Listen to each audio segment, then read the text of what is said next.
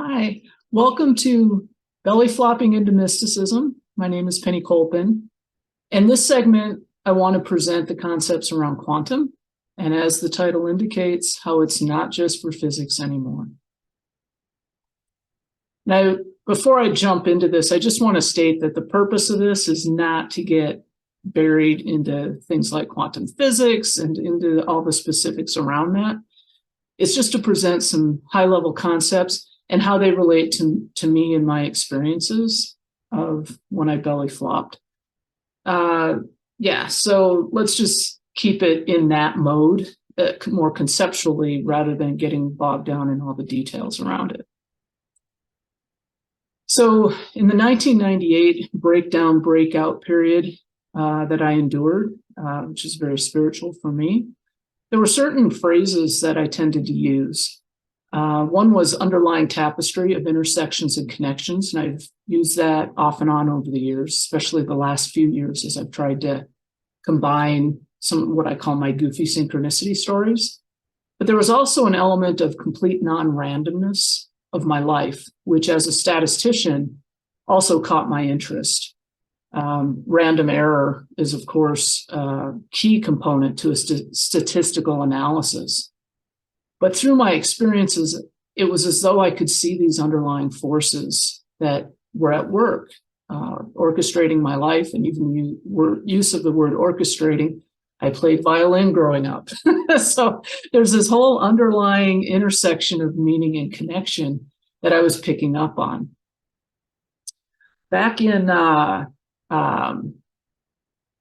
early 2000s, late 2000, early 2001, I'd actually started writing a number of my experiences, ended up with about 85,000 words. And I still had I'd only written about 20 to 25% of all the stuff that I'd wanted to write. And so I became overwhelmed, set it aside, rebuilt my life here in Montana, and with the intent of someday perhaps finishing it and publishing it. Below, or what I'm about to read, are some excerpts from that, of what this experience was like. In the years leading to the breakdown, I thought frequently of what this, in quotes, is all about, whatever this is. I was reasonably satisfied with my understanding of things. I know it wasn't a perfect model. Hell, it wasn't even complete. I mean, models of how life works and how we interact and what life is, that type of thing. But my model seemed to be a reasonable effort given my limited view. I tried to recognize the life forces in the world around me and show kindness and respect to people where possible.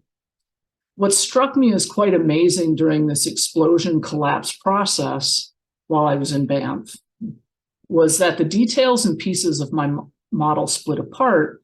They landed in such a way that they exposed a much larger picture, a much larger model, a much larger tapestry than I could comprehend. This piece, when separated from its original context, fit quite nicely with some other experience from years past, which led to a deeper comparison in value. As the pieces and fragments poured forth, exposing parallels and contrasts, both parallels and contrasts are mathematical and statistical terms, it was as though I could begin to see the underlying structure beneath this physical world, this physical veneer, and it was big. Looking through what I'd written, I pulled out a couple more paragraphs, one of which, and that was how my experience was unfolding in Canada. These non-visible forces were forcing me to look at some strange underlying tapestry beneath the surface. I could even feel a supportive force communicating non-verbally, but expressing the sentiment, "Come on, Penny, come on, look beneath this. You can see it. Come on, you can do this." And of course, I thought, what? What am I looking at? What am I supposed to do here? And then from a later section, also in that collapsed state, time is altered. It passes so much more slowly. Every blasted day lasted at least a week. 1998 was easily the longest year of my life. So keep in mind that material I had written just a couple years after my own experiences. So now skipping ahead, it was in September of 2021 I was attending an online conference held by Austrian mystic. His name is Thomas Hügel. And he was interviewing UCLA psychiatrist Dr. Daniel Siegel. Both have books out. I know Dr. Siegel has a number of different books that have been published. And as they were talking, Dr. Siegel brought up the concept of quantum and how he'd been thinking about quantum, discussed some things with physics professors at UCLA. And as they continued talking, he spoke about the Newtonian realm as being kind of a macro state in which we live. That is, he mentioned that time has a directionality of change in the sense that we grow older, we move in this direction, and that our physical bodies have, he said, about 100 years, give or take, usually a little less than that, but we have a certain amount of time in this realm. But he also spoke about a microstate of electrons and protons where basically time didn't exist, that there's no directionality of change for those elements, which led to the concept of quantum, as how he described it. And that intrigued me because as he was describing that, I was realizing, oh, that was the experience that I had. So this Newtonian language, where things appear as separate entities and time is this direction of change, the units are separate in space and time. So we see each other as separate entities. We see each other separate from our surroundings, from things, from other people. Whereas quantum, the quantum language, is that that has more to do with eternity. Infinite time, in a sense. Time is non-dimensional, time is non-directional, and that everything is massively interconnected, which ties into the language I was trying to use from my own experience. So units are not separate from one another, and this leads to the term entanglement, which is part of what comes from quantum physics. And as I heard that, I thought, well, I had been entangled in the web of life. And in fact, shortly after the breakdown, I said, if I fail to recognize that the web of life is creating a noose around me, I'll end up having to go through this type of experience again and fight my way into a more free state. Also, in looking at the Newtonian language, how I interpreted it is that it's more mechanical. It ties in with this physical, what I would call a physical realm. So in looking at entanglement, is that what I was calling this underlying tapestry? This series of threads and connections that I saw interrelated and saw all interconnected, ensnared in a sense, that was that bigness that I was experiencing through this breakdown, breakout, awakening type process.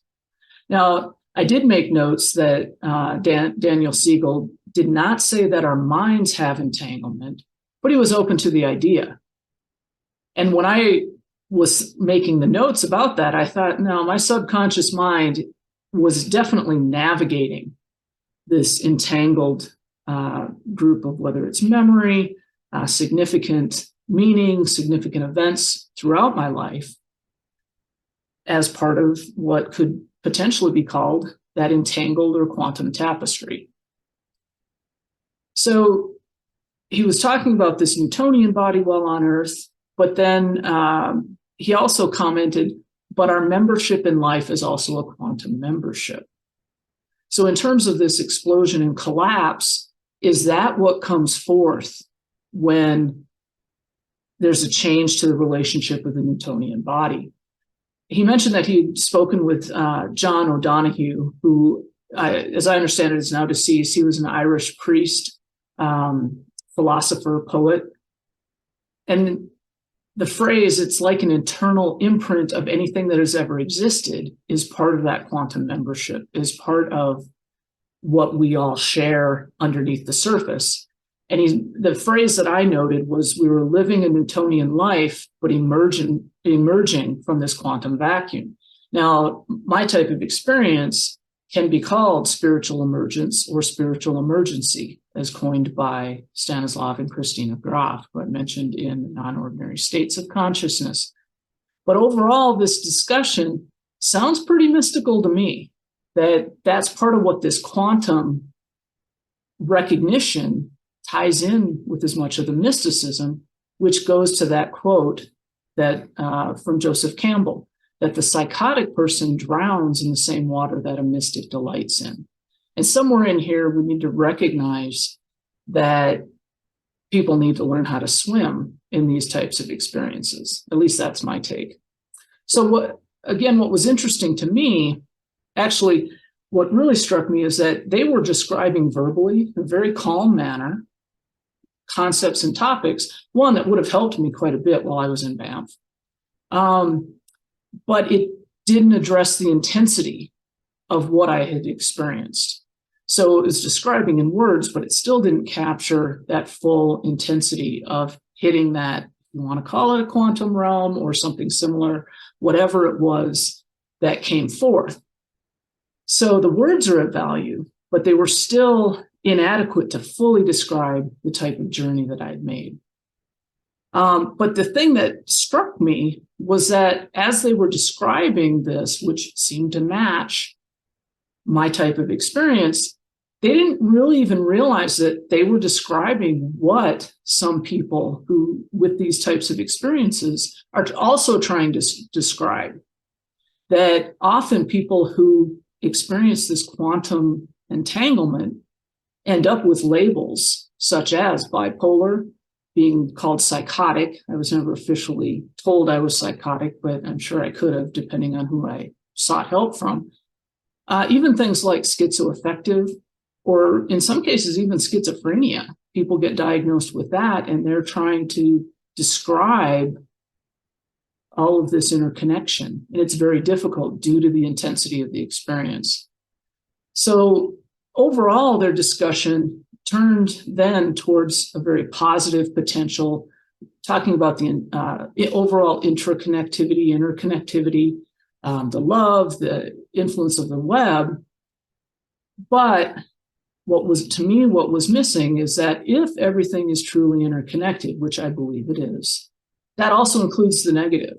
That also includes that part where we end up hurting each other or intense emotions. I sometimes call it the karmic sludge, karmic residue of all these interactions, whether it's wars, whether it's some of that energy that's been put out into the universe. That, in my opinion, and frankly, my experience, is all part of this quantum as well. So in preparing this, I actually did some searching on quantum through a couple of the online books that I have. And I came across Stanislav Grof's book, The Cosmic Game, Explorations of the Frontiers of Human Consciousness. Now, I'll be mentioning the Grofs quite a bit, I'm sure, in these next few videos, because so much of his work and that of his wife, Christina, who is now deceased, they had a lot of useful information that would have helped me. And that information was being published in the 70s, 80s, even into the 90s. But the point is, well before I went through my experience.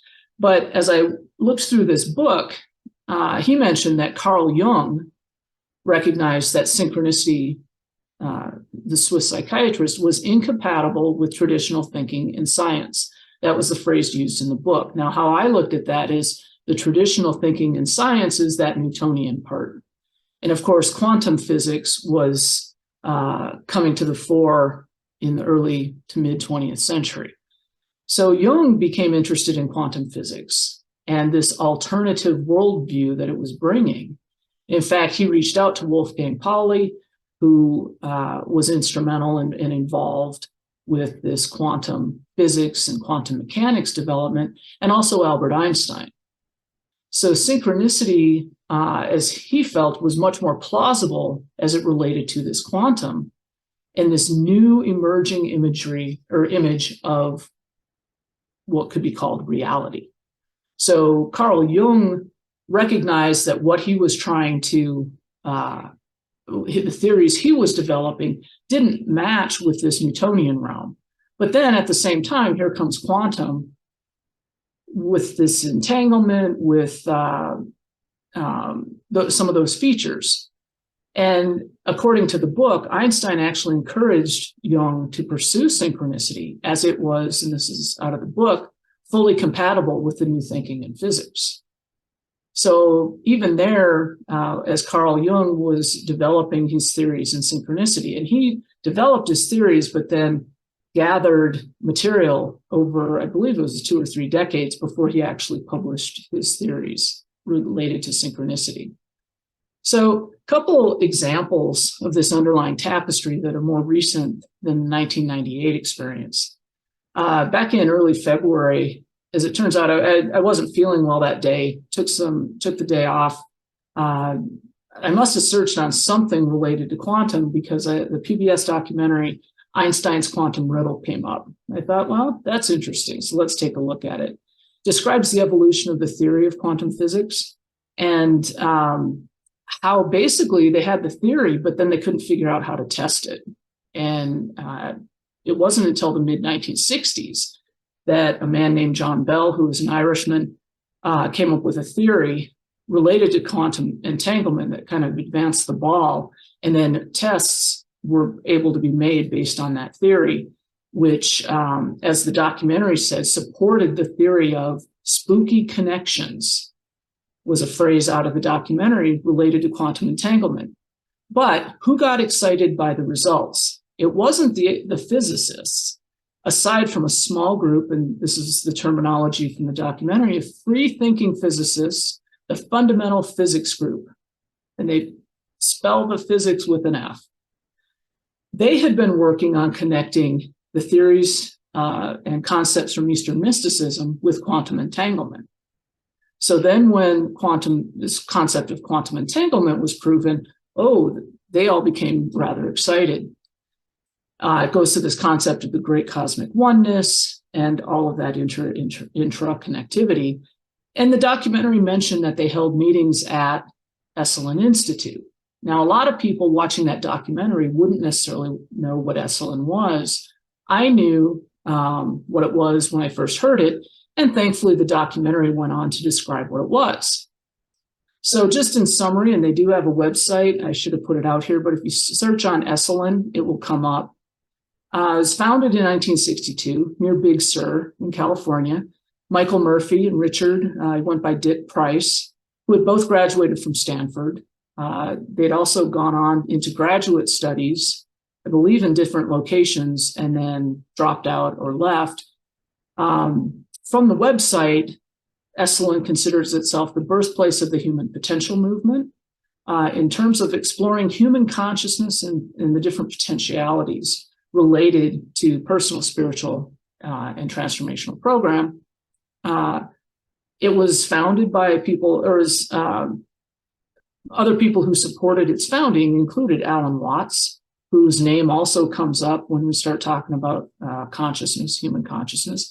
Aldous and Laura Huxley were also very involved, among others. That's listed on the website. And then later, people like Abraham Maslow, if you've heard of Maslow's hierarchy of needs, singer Joan Baez, Fritz Perls, who, as I understand it, was instrumental in creating Gestalt therapy. And then also both Stanislav Grof and Joseph Campbell had taught seminars at Esalen. So at the time, it was considered to be kind of the hippie consciousness type thing. And in fact, Dick Price, one of the founders, he had been forced into a hospital for a year, having had some kind of breakdown, spiritual awakening type experience. And as I understand it, that is a significant reason why he began pursuing, hey, we need a place to better understand these types of experiences. That being hospitalized was not the approach he felt was appropriate. So the people listed on this page are not, it's definitely not, masters and PhD level physicists.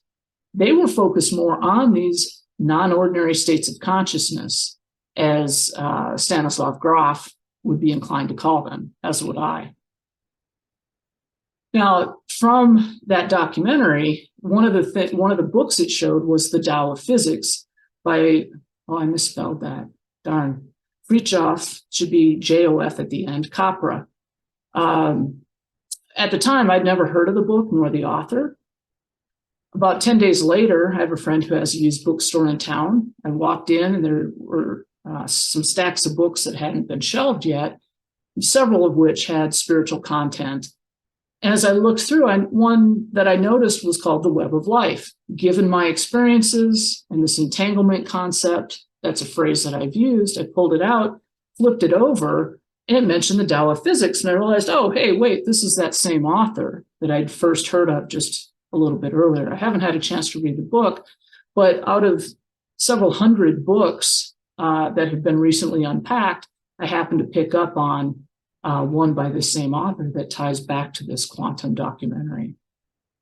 Another example of what do you call it, quantum synchronicity, at this point, I don't really care. One of the things that I like to do, I always like to check the free boxes where you can give and take books.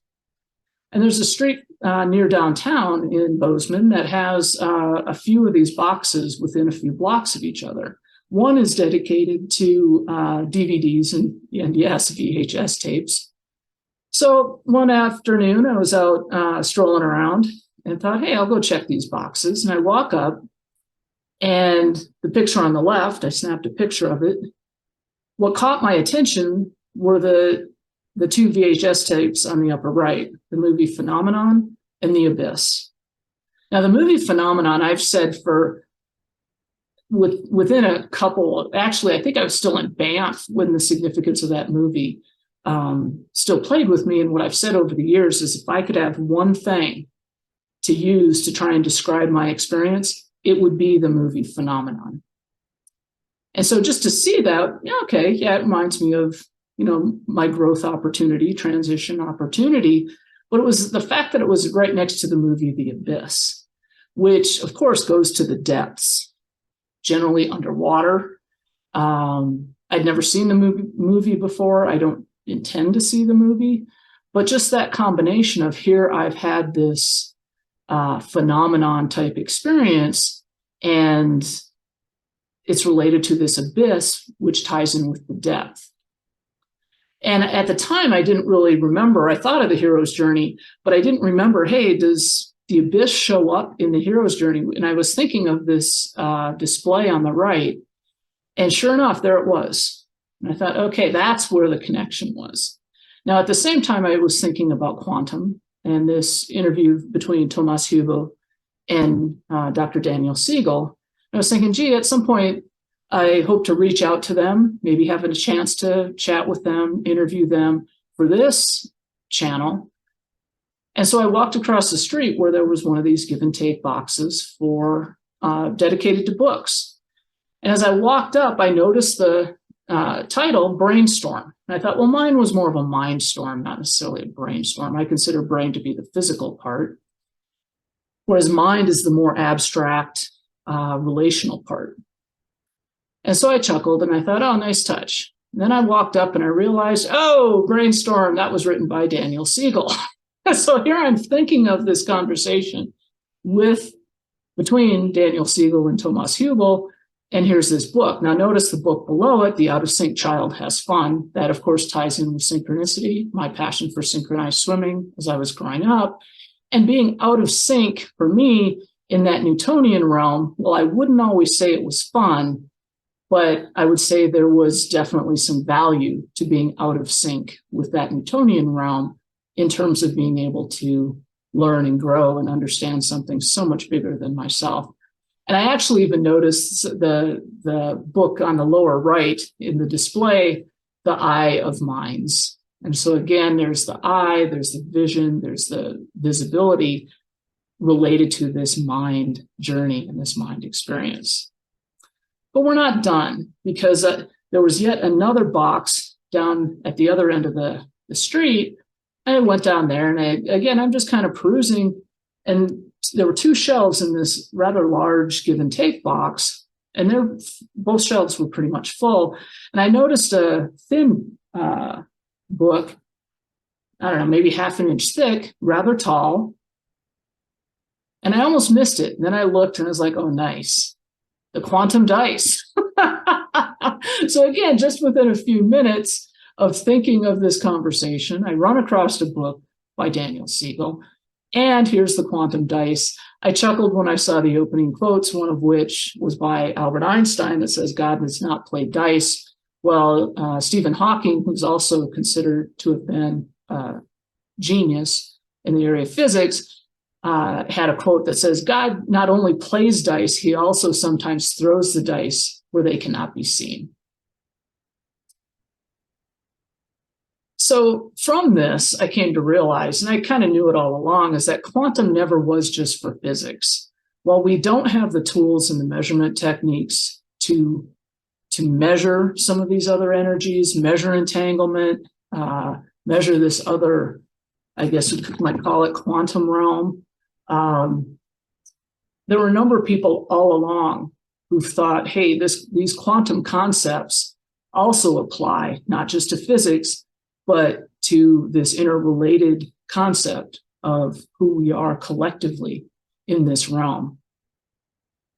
So what I have always called, or often called, this underlying tapestry definitely resonates as a type of quantum consciousness, quantum realm, entanglement, basically the opportunity to differentiate between this mechanical, what I consider a mechanical Newtonian dimensions of the three dimensions we consider of physical dimensions, length, breadth, and height, and time. So how I look at these threads, that threads in a tapestry that are woven together display a much larger picture that's not contained within those individual separate threads. So if I take 10 threads, but then when I weave them together, that's when I can build a larger image, a larger picture, something that has a larger effect. That, from the mathematical concept, is called emergence, which is where the result, the outcome, is greater than the sum of the individual parts. That also ties in with the concept of spiritual emergence and spiritual emergency. The name penny is actually related to that tapestry in some effect. The name penny most often is considered to be derived from the word Penelope from the Greek, and that actually means weaver, or specifically bobbin in a weaving machine. So this idea that as a penny, hi, that's me, although I spell my first name a little differently, it does tie in with this weaving of tapestry, weaving of stories, weaving of these experiences into longer threads that create a much bigger picture and describe something beyond what I had experienced prior to this breakdown, breakout type experience. So that originally was going to be the end of this presentation, but there was an unexpected addendum that happened. So I'm going to go ahead and just switch to talk about it. I was actually, today is May 25th, 2023, as I'm recording this. I initially had planned to record it yesterday, but there was some noise outside. I wasn't sure if the microphones would pick up on it, and so I kind of scrapped it for a bit. In the evening, I learned that Tina Turner, the singer and known for her dancing, she was 83 years old. She passed. She lived in Switzerland with her husband. She remarkable woman. And at first, I enjoyed her music. I wasn't a real big fan and such, but I thoroughly enjoyed her energy and everything she brought. It wasn't until going to bed yesterday evening that I remembered, oh yeah, that there was a story from late July of 1998. The breakdown was in March, and I went through 4 months of just sheer hell, dealing with the employees assistance program at the company where I worked, misinformation about medical leave options, paperwork filled out incorrectly, trying to find someone. The first mental health professional I saw wouldn't even diagnose me. He recognized that I had some kind of stress experience, but he wouldn't diagnose me. And I couldn't understand what was going on. So in early July, I'd been told by the employees assistance program manager that no, I was not fired. I'd received paperwork saying that I was fired for noncompliance. He assured me, no, you haven't been fired, but if you don't seek the treatment you need, and I thought, boy, I've gotten the treatment, you will be fired. Okay, so at that point, I decided to come back to Montana, sought help from a psychiatrist here in Bozeman.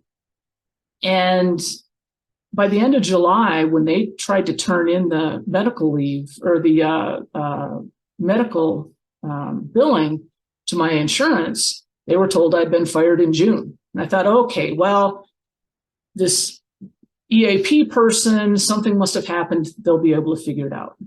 When I learned of that, I spent a couple hours trying to get my former employer to recognize, hey, I was supposed to still be on a medical leave. That didn't happen.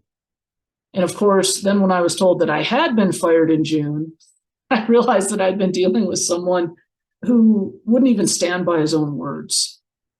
And there was a lot of anger. There was a lot of emotion and I realized, keep in mind, I was not one to fail. I mean, I'd been a straight A student. I had 2 master's degrees. I was not one to fail.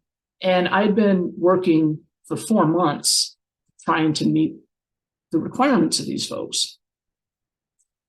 And somewhere in there, I came to realize, no, as hard as I tried to work to meet their requirements, that's not unlike how an abused person, I thought specifically of how an abused woman tries to satisfy and placate in an abusive dynamic. So I realized I'd been fired, though I still couldn't tell you when. That evening, I went in, staying at my parents', and they had a computer in one of the back rooms. And for whatever reason, I pulled out the Tina Turner, Best of Tina Turner CD, played some of her songs, Simply the Best, a couple other ones. And then I noticed the song, boy, I'm spacing on it now, Better Be Good to Me. And as that played, you want to talk about therapy, healing, opportunity, you better be good to me. And I remember as I played it a few times, and I remember thinking, sing it, Tina, from one abused woman to another, sing it. So as I went to bed last night, I thought of that story. And of course, this morning on the morning news programs, they all mentioned Tina Turner. They talked about how she rebuilt her life. And then I thought, hey, I've always held on to some of my old albums, vinyl albums. And over the last several years, I've actually come to expand my collection of albums. I sometimes go up and play an album, play a 45 single. And I remembered, hey, wait a minute, a few years ago, I found this one, Tina Turner, Private Dancer. And I decided, hey, I'm going to play You Better Be Good to Me this morning. And I didn't notice it the first time I played it. I played that song and then I started the record from the beginning. Better Be Good to Me was the last one on that side. I went in to go get ready in the morning, came in, the You Better Be Good to Me started playing. The opening lyrics are, prisoner of your love, entangled in your web. So given that I was supposed to record this yesterday, coming across that little gem tied to a significant experience that I had from 1998 was just an extra, I don't know, maybe you don't consider it an example, but it's just an extra thread of connection that came my way. And I love it. Those are the kinds of things that I notice, these underlying connections. And for me, because of the experiences involved, they often have significant meaning. So again, quantum is something that is an important concept to consider.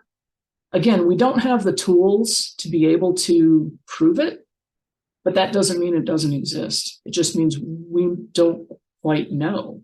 But for people who have this type of experience, bringing up that concept of quantum could be a very beneficial tool to help them navigate some very violent waters.